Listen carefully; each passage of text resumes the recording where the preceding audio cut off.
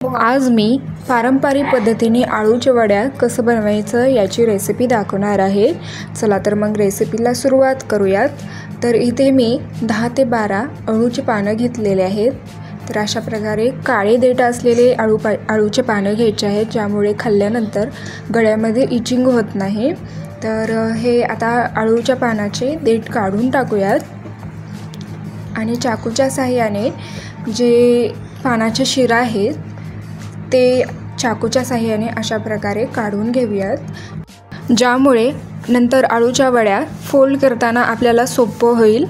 तर इथे हे अशा प्रकारे बाजूचे हे शिरा जे एकदम कडक असे शिरा आहेत ना, तेच चाकूच्या साहाय्याने काढून घ्यायचं आहे। तर अशा प्रकारे इथे मी हे शिरा काढून घेतलेले आहेत। तुम्हाला हवं असेल जर शिरा जास्त असे कडक नाही तर बेलण्याने थोडंसं लाटून घेतलं तरीही चालेल। तर आता शिरा काढून झालेले आहेत, तर लाटण्याने आपण हे पान परत एकदा थोडंसं असं लाटून घेऊयात। तर आता आपण वड्यांसाठी वाटण बनवून घेऊयात। तर इथे मिक्सरची वाटी घेतली आहे, यामध्ये 7 ते 8 लसूण पाकळ्या, अर्धा इंच आलं आणि हिरव्या मिरच्या 2 ते 3 हे मिक्सरवर बारीक असं वाटून घेऊयात। तर इथे मी आता बॅटरसाठी एक भांडं घेतले आहे, यामध्ये 2 वाटी बेसन घेतले आहे। यामध्ये आता आपण जे लसूण आणि आलं मिरचीचं पेस्ट बनवलेलं आहे ते घालूयात। चवीनुसार मीठ घालूयात, एक छोटासा गुळाचा खडा घालूयात। आता यामध्ये लाल तिखट घालूयात, तुम्हाला हवं असेल तर हिरवी मिरचीचं पेस्ट वापरलं तरीही चालेल। हळद घालायचं आहे। आता यामध्ये 2 चमचे तीळ घालूयात, तिळामुळे या वड्यांना खमंग असा चव येतो। 4 ते 5 यामध्ये चिंचाचं कोळ घालूयात। हे चिंचाचं कोळ जास्त पाणी घालून मी हे पातळसर असं बनवलेलं आहे, त्यामुळे 5 ते 6 चिंचाचं कोळ घातलेले आहे। तर आता यामध्ये पाणी घालूयात आणि याचा आता बॅटर बनवून घेऊयात। तर इथे तुम्ही बघू शकता, बॅटर जास्त घट्टसरही नाही आणि पातळही नाही, पानांना लावता येईल इतपत या कन्सिस्टन्सीमध्ये आपल्याला हे बॅटर बनवून घ्यायचं आहे।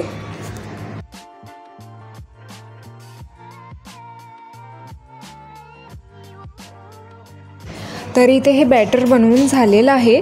तर आता अळूची पानं घेऊयात आणि हे बॅटर या अळूच्या पानानं व्यवस्थित असं कडेपर्यंत, पानाच्या कडेपर्यंत आपल्याला हे बॅटर लावून घ्यायचं आहे।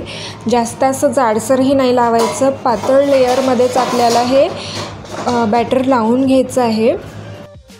पातळ लेअर लावल्यामुळे वडे हे छान चवदार होतात आणि जर जाडसर लेअर लावलं तर वडे हे मधून कच्चे राहतात। तर आता दुसरं पान घेऊयात आणि ते अशा प्रकारे उलटे ठेवायचं आहे, म्हणजे नंतर आपल्याला हे व्यवस्थितरित्या फोल्ड करता येईल। तर यालाही पातळ असं लेअर लावून घेऊयात। पानाच्या कडेपर्यंत आपल्याला हे बॅटर लावून घ्यायचं आहे। बॅटर लावलं की आता दुसरं पान याच प्रकारे उलटं ठेवायचं आहे आणि यालाही आपण हे बॅटर लावून घेऊयात। तर पहिले मी मोठं पान घेतलं होतं, नंतर त्यापेक्षा थोडंसं छोटं आणि आता त्या पानापेक्षाही छोटं असं पान घेतले आहे। तर इथे हे शेवटचं पान आहे, यालाही पातळ असं लेअर लावून घेऊयात। तर इथे एकूण 5 ते 6 पानांचा मी वापर केलेले आहे हे रोल बनवण्यासाठी। सर्व पानांना बेसन बॅटर लावून झालं की आता याचे कडा अशा प्रकारे फोल्ड करून घेऊयात आणि थोडंसं बेसन लावून घेऊयात। दोन्ही कडा आपल्याला फोल्ड करून घ्यायचं आहे आणि नंतर मग हे मधून आपल्याला फोल्ड करत जायचं आहे। अशा प्रकारे थोडं थोडं बेसन लावत आपण हे रोल फोल्ड करत जाऊयात। तर याचे शिरा काढल्यामुळे आपल्याला व्यवस्थित असं हे फोल्ड करता येत आहे। तर इथे हे रोल बनवून झालेलं आहे। तर आता आपण हे वडे स्टीम करून घेऊयात। प्लेटला आपण तेल लावून घेऊयात आणि या प्लेटवर आता हे रोल ठेवून घेऊयात। तर स्टीम करण्यासाठी कढईमध्ये मी थोडंसं पाणी घेतले आहे, त्यामध्ये स्टँड ठेवायचं आहे आणि हे रोल ठेवलेलं प्लेट आपण या कढईमध्ये ठेवूयात आणि यावर झाकण ठेवून 15 मिनिटे आपल्याला हे वडे स्टीम करून घ्यायचं आहे। तर इथे हे 15 मिनिटे स्टीम करून घेतलेले आहे। चाकूने आपण हे चेक करूया, तर चाकू स्वच्छ बाहेर आलेला आहे, म्हणजे वडे चांगले असे शिजले गेलेले आहेत। तर आता आपण हे वडे बाहेर काढून घेऊयात। वड्यांना पूर्णपणे थंड होऊ देऊयात, नंतरच आपण याचे काप करून घेणार आहोत। थंड झालं की वड्यांचे अर्धा इंचवर चाकूच्या साहाय्याने काप करून घेऊयात।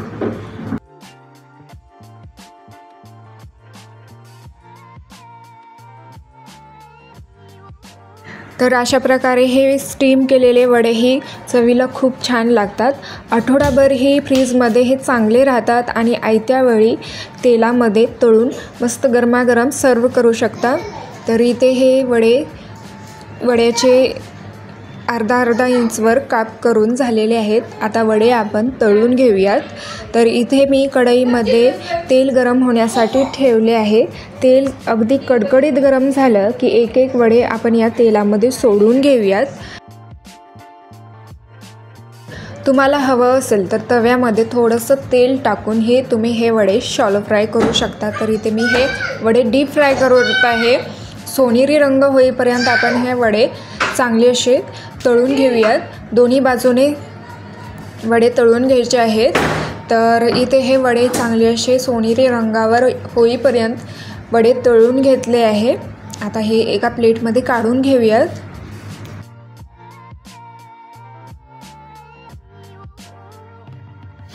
तर इथे हे मस्त गरमागरम आणि कुरकुरीत आणि तेही पारंपरिक पद्धतीने आळूच्या वड्या तयार आहेत।